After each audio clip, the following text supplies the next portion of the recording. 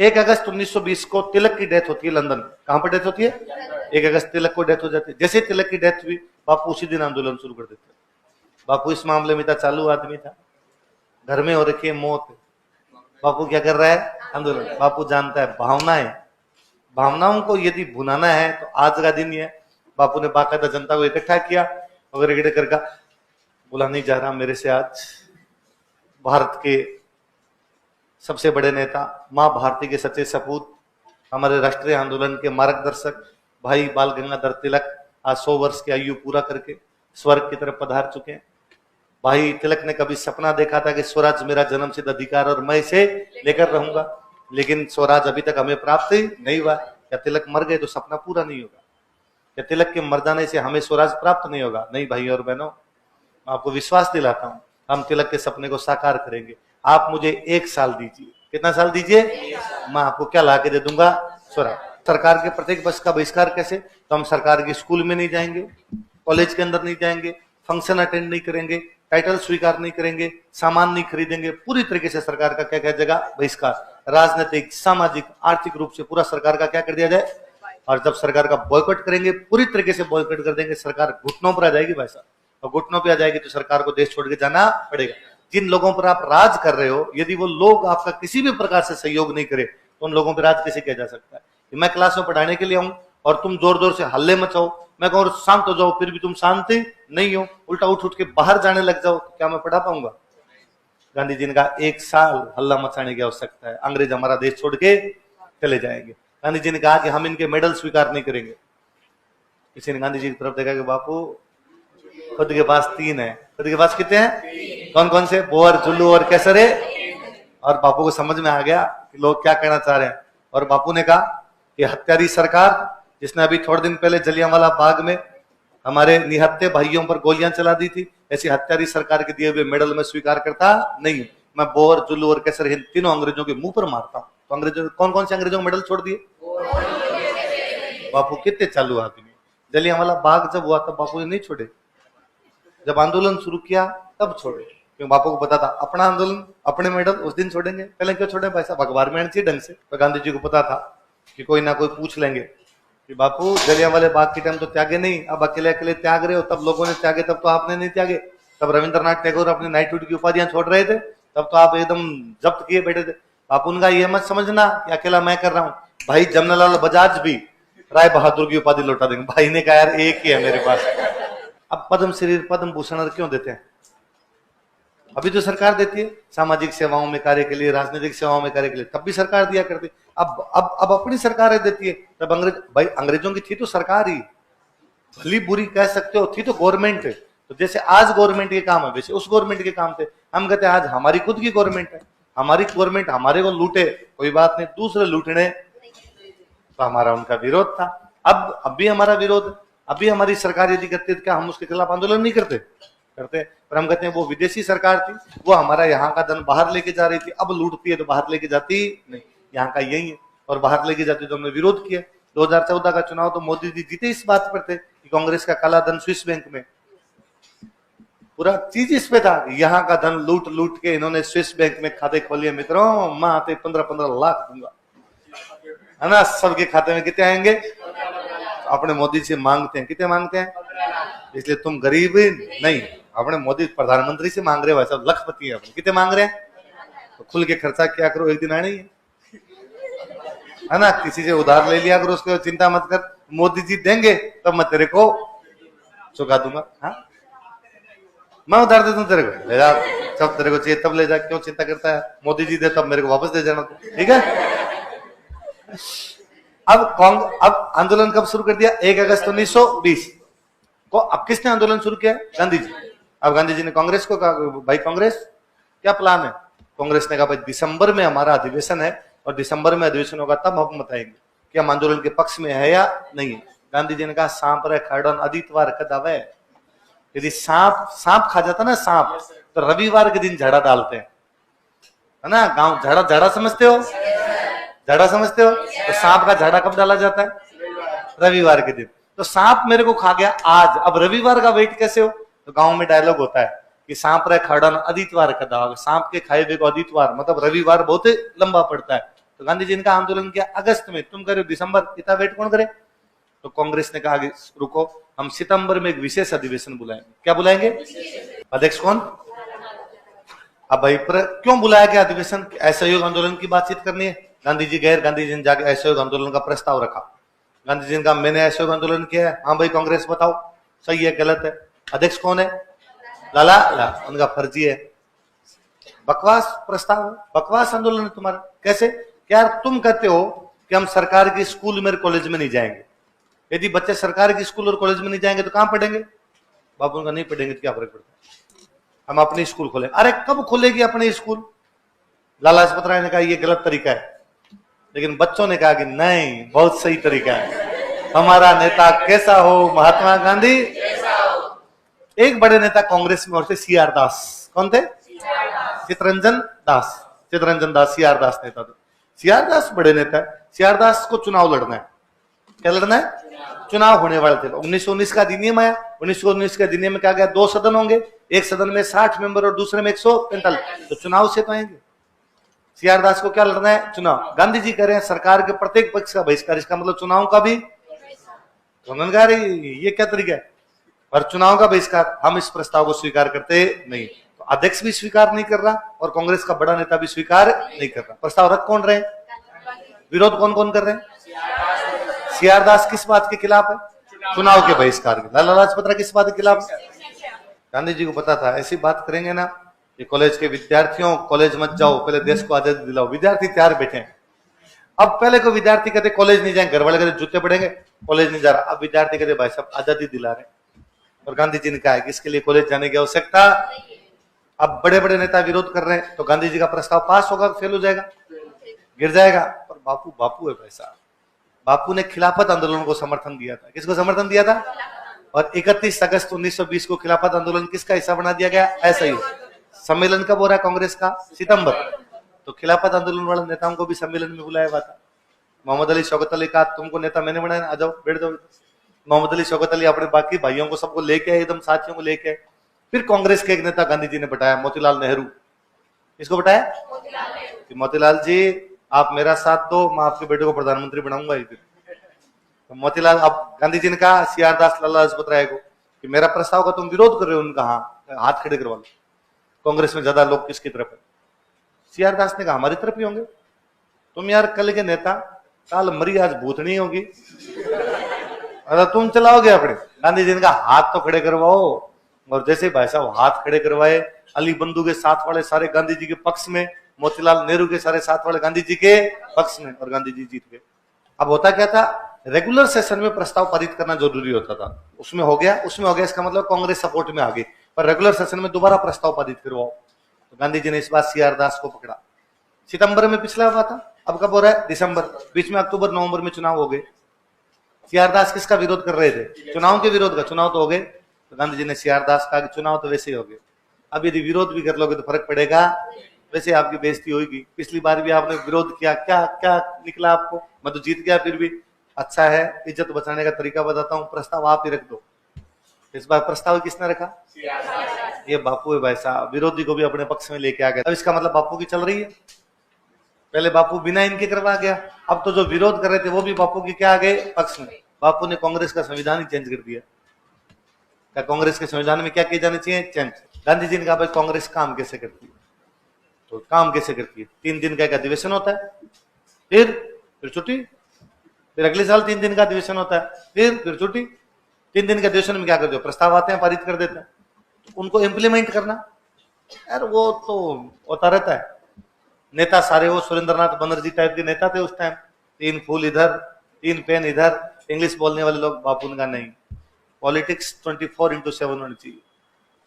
Politics कैसे होनी चाहिए? चलाएगा कौन? पूरे साल कांग्रेस का ऑफिस होना चाहिए और ऑफिस में 24/7 लोग रहने चाहिए। कोई भी जनता है कांग्रेस उसको साथ में जोड़े अपने, कोई जनता समस्या लेके कांग्रेस का समाधान करे। तो चलाएगा कौन पूरे साल? हम तो एक अध्यक्ष बनाते हैं, 1 साल अध्यक्ष रहता है, अगले साल वापस अध्यक्ष बना लेते हैं। गांधी जी ने 15 लोगों की कमेटी बनाई। कितने लोगों की? तो गांधी जी ने कार्यकारिणी बनाई थी कांग्रेस की 15 लोगों। कितने लोगों की?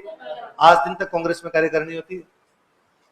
गांधी जी ने तब बनाई थी, अब तक ये चल रही है उसी प्रकार का सिस्टम। फिर गांधी जी ने कहा ठीक है, ऑल इंडिया लेवल पे तो कांग्रेस एक अधिवेशन कर लेती है, फिर राज्य का क्या है, अलग अलग जगह कर लेते हैं, कभी कलकत्ता कर लेते हैं, कभी पंजाब कर लेते हैं। फिर नीचे वाले लोग आपके काम नहीं करते, केवल ऑल इंडिया लेवल पे काम करते, क्या नीचे तो नहीं करते? गांधी का ये कैसे हो सकता है? अलग अलग कमेटियां बननी चाहिए। कैसे बनाए? पंजाब के अलग बना दे, महाराष्ट्र के अलग बना दे, गुजरात के अलग बना दे। गांधी का ने भाषा के आधार पर बनाओ। कैसे बनाओ? क्योंकि तिलक ने भाषा के आधार पर राज्यों की मांग की थी। राज्य बनाना तो अंग्रेजों का काम है, राज्य बने नहीं बने कांग्रेस अपनी कमेटियां तो बना सकती है। कांग्रेस कमेटियां बनाएगी तो अंग्रेजों पे भी दबाव है कि कांग्रेस जब भाषा के आधार पर कमेटी बना सकती है तो भाषा के आधार पर क्या बन सकते हैं? राज्य। तिलक का सपना सच करना है अपने। गांधी जी वो बातें कर रहे हैं जो तिलक कह के गए थे। तिलक तब कहते थे कि 3 दिन का तमाशा करने से, 3 दिन तक मेंढकों के टर्राने से बरसात होती नहीं, 12 महीने आंदोलन करना पड़ता था। गांधी जी का 12 महीने करेंगे, इसलिए क्या करो, 15 सदस्यों की वर्किंग कमेटी। भाषा के आधार पर राज्य, तो गांधी जी का राज्य तो अंग्रेज बनाएंगे, अपने क्या बना सकते हैं? कांग्रेस की कमेटी। फिर देखो तिलक ये सब चाहते थे कि राष्ट्रीय आंदोलन जन आंदोलन बनना चाहिए। क्या बनना चाहिए? जन आंदोलन बनने का मतलब ज्यादा से ज्यादा लोगों को कांग्रेस से जोड़ो। तो कांग्रेस के क्या बनाओ? मेंबर। भाई साहब कांग्रेस का मेंबर बनने की फीस थी 5 रुपए। गांधी जी का दिमाग खराब आपका, एक पार्टी का मेंबर बनने के लिए भी इतने रुपए लिए जा रहे, कौन बनेगा तुम्हारा मेंबर? इसकी रेट कम करो। तो कितनी करते? 4 रुपए करते, गांधी जी का और कम, 3 रुपए और कम, 2 रुपए गांधी जी का और कम, रुपया गांधी जी का और कम, 54 कितनी? 25 पैसे। कांग्रेस का सदस्यता शुल्क, मेंबरशिप चार्ज कितना कर दिया गया? गांधी अरे का 25 पैसे में यार कांग्रेस में रुपए कहां से इकट्ठे होंगे? ये थोड़े बहुत रुपए इकट्ठे होते हैं, इसे तो हम अधिवेशन करते हैं। गांधी का तुम देखते जाओ। और बताऊं इससे सफलता क्या मिली? 1 करोड़ मेंबर बनाए कांग्रेस ने। कितने? तो 25 पैसे से कितने रुपए है? 25 लाख। कितने भाई? पहले ये कहना कि यार इतने रुपए दो, 5 रुपए दो, 10 रुपए दो, कांग्रेस के सदस्य बनेंगे, तो लोगों को लगता है एक पार्टी की मेंबरशिप लेने के लिए भी रुपए देने पड़ते हैं। ये वो समय है जब भारत में लोगों की पर कैपिटा इनकम 30-35 रुपए, और उस समय आप किसी एक आदमी कह रहे हो कि तू इतने रुपए देगा तो कांग्रेस का मेंबर बनेगा। अब गांधी जी ने पूरा चेंज ही किया। गांधी जी ने कहा तुम्हारे 25 पैसे से देश को आजादी मिलेगी, कई मेंबरशिप है। तो लोगों ने कहा 25 नहीं 98 लेके जाओ, मेरी लुगाई का भी आजादी के योगदान में होना चाहिए भाई साहब। 98 लो, 25 पैसे मेरी, 25 पैसे पत्नी की तरफ से दिए जाए। लोग खूब सारे जुड़े। और क्या कहते हैं? आंदोलन चलाने के लिए रुपए चाहिए। गांधी जी का रुपए, गांधी जी बाणीय थे जी, व्यापारी पैसा कमाना नहीं जाने तो कौन जाने। गांधी जी का रुपए की चिंता ही मत करो, रुपए की लगा दूं। और गांधी जी एक डिब्बा लेके आए, और डिब्बा लेके आए गांधी जी ने रखा, और गांधी जी ने कहा कि किसी भी आंदोलन के लिए धन की आवश्यकता पड़ती है, बिना धन के आंदोलन चलाया नहीं जा सकता। और यदि आंदोलन नहीं होगा तो तिलक के सपने को सच ही, तिलक ने सपना देखा था स्वराज, क्या धन के अभाव में स्वराज का सपना अधूरा रह जाएगा? नहीं भाई और बहन, ये आपके सामने एक डिब्बा पड़ा है, इसका नाम है तिलक स्वराज फंड। क्या नाम है? जो तिलक के स्वराज के सपने को सच करना चाहता है इसमें रुपए डालेगा। तो कौन सा एक फंड बनाया गया? भाई साहब 1920 में गांधी जी ने 50 लाख रुपए इकट्ठे किए थे। कितने रुपए इकट्ठे किए? बापू बापू है। लोगों ने कहा इसमें रुपए कौन डालेगा? गांधी जी ने कहा चिंता मत करो, रुपए लेने आते हैं मेरे को। और गांधी जी ने कहा कि पैसे की चिंता नहीं है। आप क्या सोचते हो कि आंदोलन के लिए लोग पैसे नहीं देंगे? भाई जमनालाल बजाज अभी 1 लाख रुपए देंगे। 1920 में जमनालाल बजाज ने तिलक स्वराज फंड में कितने रुपए डाले? बजाज जी ने कहा बापू मरा दिया यार, एक साथ 1 लाख रुपए। बापू ने कहा चिल ब्रो, अभी देख मैं अगली एक बात और बोलने जा रहा हूं, सुन तू। और गांधी जी ने कहा आज के बाद कोई विदेशी वस्तुओं का प्रयोग, तिलक का सपना था हम स्वदेशी वस्तुओं का प्रयोग करेंगे, तो आज के बाद विदेशी वस्तुओं का पूरी तरीके से बहिष्कार। अब इसका मतलब लोग क्या खरीदेंगे? स्वदेशी। स्वदेशी बनाते बजाज, स्वदेशी बनाते कौन है? गांधी जी ने अगले साल फिर पूछा बजाज जी कितना प्रॉफिट हुआ? 10 लाख, 10%। तो गांधी जी के बारे में अंग्रेजों की रिपोर्ट है कि यदि गांधी जी के आंदोलन से राजस्थान के व्यापारियों को अलग कर दिया जाए, गांधी जी का आंदोलन कल ही समाप्त हो जाएगा। तो राजस्थान का क्या योगदान है भाई साहब? पैसा हम दे रहे थे बाबू भाई, इसके अलावा दुनिया भारत के बाकी लोगों ने पैसा, ये बजाज और बिड़ला है जो धन दे रहे थे। क्योंकि बजाज बिड़ला के या गांधी जी की वजह से एक बात समझ में आ गई थी कि केवल अंग्रेजों के सामान का बहिष्कार करने से अपना सामान ज्यादा बिकता है। तो जिस दिन अंग्रेज चले जाएंगे, अपनी सरकार होगी, अपने ही मंत्री होंगे, तो पूरा ही अपना बिकना है। तो भाई साहब इनका जाना जरूरी है। तो गांधी जी ने इतना यूं हाथ फेरा सबके ऊपर। इसलिए बजाज जी को तो कहा जाता है गांधी जी का 5वां पुत्र। क्या कहा जाता है? तो गांधी जी खुद के 4 थे, चारों ने कमा के ढेला नहीं दिया। पैसे देने वाला कोई आदमी था तो कौन थे? जमनालाल बजाज। कितने रुपए दे रहे थे? कब? 1920। अब क्या चल रहा है? 2024। 100 साल हो गए। तुम कहते हो फीस ज्यादा है कोचिंग की। कितनी फीस है तुम्हारी? 1 लाख। आंदोलन के लिए दे दिए, तुम्हें तो शिक्षा मिल रही है, जीवन बन रहा है तुम्हारा। तुम तो एक अवसर फीस डबल कर दो, है ना? अगर पैसे की कोई कमी नहीं। जब बजाज जी 1 लाख दे सकते हैं आंदोलन के लिए, तो हम पढ़ाई के लिए 2 लाख भी आपको दे सकते हैं। फीस बढ़ाते हैं आपकी? अब बढ़ा दो, अगले बैच की बढ़ा दो। हमारा बैच तो कंप्लीट हो गया। कितनी फीस है तुम्हारी? 1,04,000। कितने महीने की? 18। कितने महीने की?